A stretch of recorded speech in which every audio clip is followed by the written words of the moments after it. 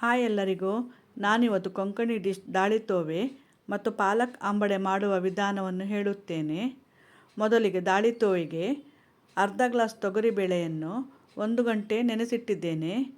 ನಂತರ ಕುಕ್ಕರಲ್ಲಿ ಇಡುವಾಗ ಇದಕ್ಕೆ 2 ಕಾಯಿಮೆಣಸನ್ನು ಹಾಕಿ 15 ನಿಮಿಷ ಬೇಯಿಸಬೇಕು.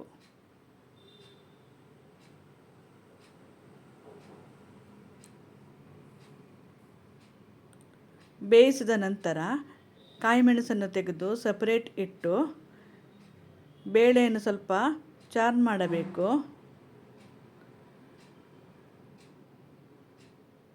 ನಂತರ ಇದಕ್ಕೆ ನೀರು, ರುಚಿಗೆ ತಕ್ಕಷ್ಟು ಉಪ್ಪನ್ನು ಹಾಕಿ ಚೆನ್ನಾಗಿ ಮಿಕ್ಸ್ ಮಾಡಿ ಕುದಿಸಬೇಕು.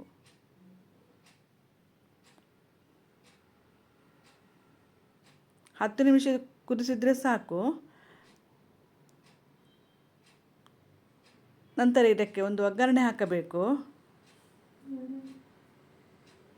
ಒಗ್ಗರಣೆಗೆ 2 ಟೀ ಸ್ಪೂನ್ ತೆಂಗಿನೆಣ್ಣೆ, 1 ಟೀ ಸ್ಪೂನ್ ತುಪ್ಪ, ಸಾಸಿವೆ, 1 ಒಣಮೆಣಸು, ಕರಿಬೇವು ಸೊಪ್ಪು ಮತ್ತು ಹಿಂಗ್ ಪೌಡರನ್ನು ಹಾಕಿ ಚೆನ್ನಾಗಿ ಫ್ರೈ ಮಾಡಬೇಕು.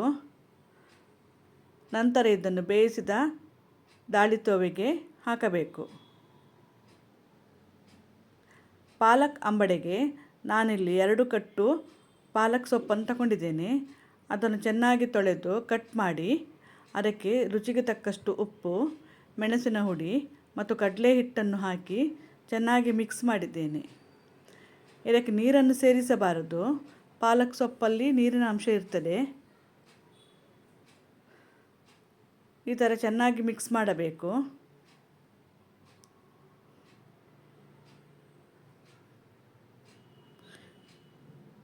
ಹೀಗೆ ಮಿಕ್ಸ್ ಮಾಡಿದ ನಂತರ ಉಂಡೆ ಕಟ್ಟಲಿಕ್ಕೆ ಬರಬೇಕದು.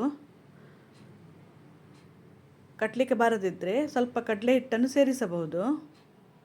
ನಂತರ ಇದನ್ನು ನಮಗೆ ಬೇಕಾದ ಸೈಜಲ್ಲಿ ಉಂಡೆಗಳನ್ನಾಗಿ ಮಾಡಿ ಕಾದ ಎಣ್ಣೆಗೆ ಹಾಕಬೇಕು. ಸ್ವಲ್ಪ ಕೈಯಲ್ಲಿ ಪ್ರೆಸ್ ಮಾಡಿ ನಂತರ ಹಾಕಬೇಕು. ಇದು ಹೈ ಫ್ಲೇಮಲ್ಲಿ ಫ್ರೈ ಮಾಡಬೇಕು. ಫಸ್ಟ್ ಒಂದು ಸೈಡ್ ಫ್ರೈ ಆದ ನಂತರ ಮೀಡಿಯಮ್ ಫ್ಲೇಮಲ್ಲಿ ಫ್ರೈ ಮಾಡಬೇಕು.